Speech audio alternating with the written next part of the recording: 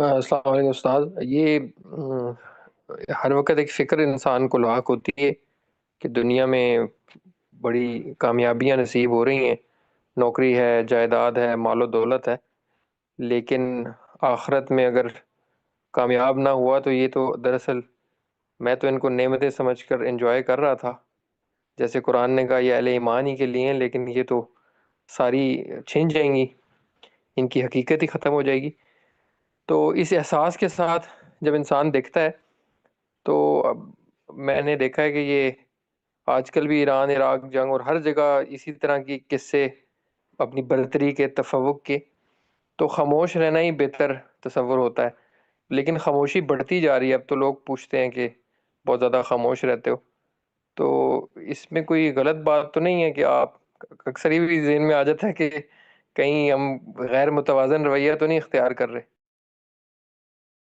میرے بھائی اپنی نگرانی کرتے رہنا چاہیے۔ یہ توازن یہی اللہ تعالیٰ کو مطلوب ہے۔ چنانچہ سورہ رحمان میں فرمایا ہے نا کہ میں نے زمین و آسمان کو بنایا ہے تو ان کے اندر ایک میزان رکھتی ہے۔ اس وجہ سے تمہیں بھی اس سے یہ سبق لینا چاہیے کہ اللہ تطغوا فی المیزان، میزان میں کوئی خلل نہ آنے پائے۔ یہ میزان صرف وہ ترازو نہیں ہے جس سے ہم کسی کو تول کر دیتے یا لیتے ہیں، یہ در حقیقت ہماری پوری زندگی کے لیے اللہ تعالیٰ کی ہدایت ہے۔ یعنی انسان کو جس امتحان میں ڈالا گیا ہے اسی کی تعبیر ہے جس کو پلسرات میں بیان کیا جاتا ہے۔ یہ دنیا کی زندگی ہے، یہ ابتلا کا قانون ہے جس کو سامنے رکھ کر اگر اس دنیا کی زندگی کو دیکھا جائے تو کوئی شبہ نہیں کہ یہ تلوار کی دھار سے زیادہ باریک، اور کوئی شبہ ہی نہیں ہے کہ یہ بال سے زیادہ باریک ہے۔ اس پر چلنا آسان کام نہیں ہے۔ اس پر چلتے ہوئے آدمی قدم قدم پر اپنے آپ کو ہلاکت کے سپرد کر سکتا ہے۔ تو اس لیے یہ توازن کی تلاش ہی اصل ابتلا ہے۔ یہ دیکھتے رہنا چاہیے۔ اللہ نے نعمتیں دی ہیں تو نعمتوں کو ممنوع تو نہیں قرار دیا، نعمتوں کی افزونی کو اپنی طرف سے خیر سے تعبیر کیا ہے، اس کو اپنا فضل قرار دیا ہے۔ اس وجہ سے ان نعمتوں سے فائدہ اٹھائیے، ان کے اندر رہیے۔ اس نے خوشی دی ہے تو خوش ہوں۔ جیسے رسول اللہ نے فرمایا کہ اگر اللہ تعالیٰ نے تمہیں اپنی نعمتیں دی ہیں تو تمہارے وجود پر، تمہارے گرد و پیش میں نظر آنی چاہیے، ان کا اظہار کریں، ان کی شکر گزاری در حقیقت ان پر اللہ تعالیٰ کے احسانات کا عملی اعتراف بھی ہے۔ تو اس وجہ سے جو چیز نعمت کے نتیجے میں ہم سے متوقع ہے وہ خاموشی نہیں ہے، وہ گریز نہیں ہے، وہ رہبانیت نہیں ہے، وہ ان چیزوں کو چھوڑ کر بیٹھ جانا نہیں ہے، وہ شکر گزاری ہے۔ تو اللہ تعالیٰ کا دین یہی بتانے کے لیے آیا ہے۔ بہت شکر گزار ہوں، اور شکر گزاری صرف زبان سے نہیں ہے، اپنے عملی رویے سے۔ اگر اللہ نے کوئی نعمتیں دی ہیں تو اپنی جائز حال مستقبل کی ضرورتوں سے زیادہ جو کچھ ہے اس کو اس کے بندوں پر خرچ کریں، لوگوں کے لیے خیر بنیں۔ اپنی پوری کوشش یہ رکھیں کہ آپ کا ایک ایک قدم باری تعالیٰ کی خوشنودی میں اٹھے، اس کو ہدف بنائیے۔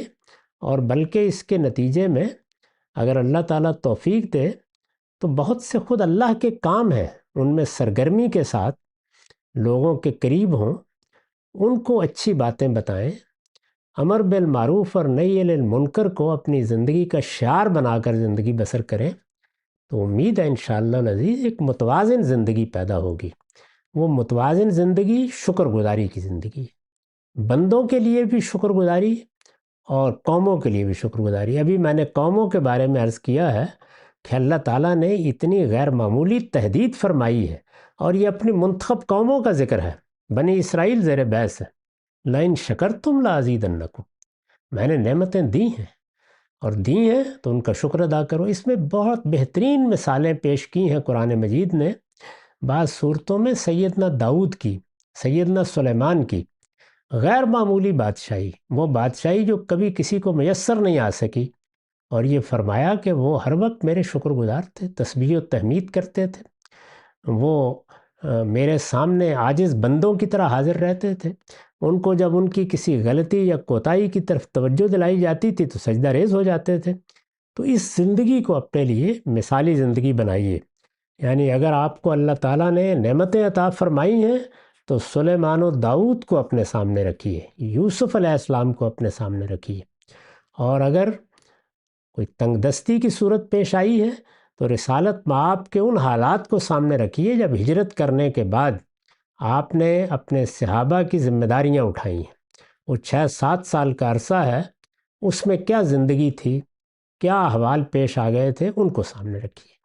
تو ہمیشہ اپنے سامنے پیغمبروں کے اور اس جماعت کے نمونے رکھنے چاہیے جس کو خود اللہ تعالیٰ نے خیر امت قرار دیا ہے۔ اس کے بعد بھی اچھے نمونے مل جاتے ہیں، ہم جیسے عاجز بندے بھی اسی دنیا میں ہیں، لیکن بہرحال صحابہ کرام ہیں جن سے متعلق خود اللہ تعالیٰ کی تصدیق و تسبیب موجود ہے۔ اس لیے وہ بات روایت کے لحاظ سے کمزور بھی ہو تو ایک بڑی سچی بات ہے کہ ما انا علیہ و اصحابی، یعنی یہ صرف اللہ کا پیغمبر ہے، اور اس سے پہلے بھی جن پیغمبروں کے حالات ہمیں معلوم ہیں، یعنی اللہ کے پیغمبر ہیں اس طرح کہہ لیجئے، اور پھر یہ کہ ان کے صحابہ ہیں، اور صحابہ کی وہ جماعت جو خاص طور پر ہمارے لیے نمونہ بنی ہے، اس کو اللہ تعالیٰ کی تصدیق حاصل ہے۔ اللہ تعالیٰ نے خود قرآن مجید میں ان کو ایک ذمہ داری پر فائز کیا ہے، اور پھر ان کے بارے میں یہ فرمایا ہے کہ وہ خیر امت تھے، اور یہ فرمایا ہے کہ وہ اشداء علی الکفار رحماء بینہم تھے۔ ان کی زندگی اگر آپ غور کر کے دیکھیں تو وہ ایک عام آدمی کی زندگی ہے، سیدنا صدیق سے لے کر ایک بدو تک عام آدمی کی زندگی ہے۔ وہ عام آدمی کے طریقے پر جد و جہد کر رہے ہیں، معاش کی جد و جہد کر رہے ہیں، کھا کما رہے ہیں، اپنی ذمہ داریاں پوری کر رہے ہیں۔